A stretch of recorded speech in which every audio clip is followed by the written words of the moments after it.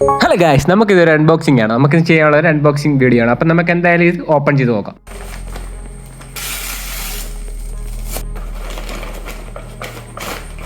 അപ്പോൾ ഓൾമോസ്റ്റ് എല്ലാവർക്കും മനസ്സിലായി കാണുമല്ലോ മോഡൽ ഏതാണ്. അപ്പോൾ നമുക്ക് എന്തായാലും പാക്കറ്റ് കട്ട് ചെയ്തെടുക്കാം.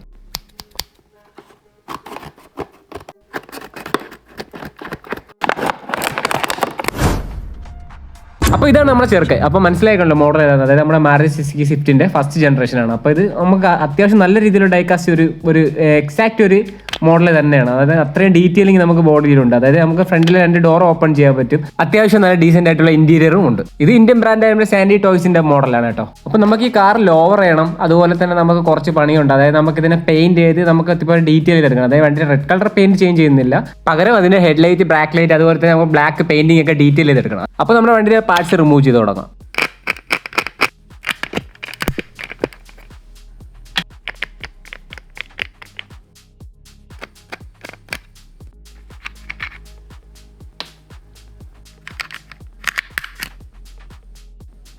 അപ്പോൾ ഫസ്റ്റ് നമുക്ക് നമ്മുടെ വണ്ടിയുടെ റൂഫ് ടോപ്പ് ബ്ലാക്ക് ചെയ്യണം. അങ്ങനെ ഈ മാസ്കിൻ ടേപ്പ് യൂസ് ചെയ്താണ് നമ്മൾ വണ്ടി മൊത്തം കവർ ചെയ്യാൻ പോകുന്നത്.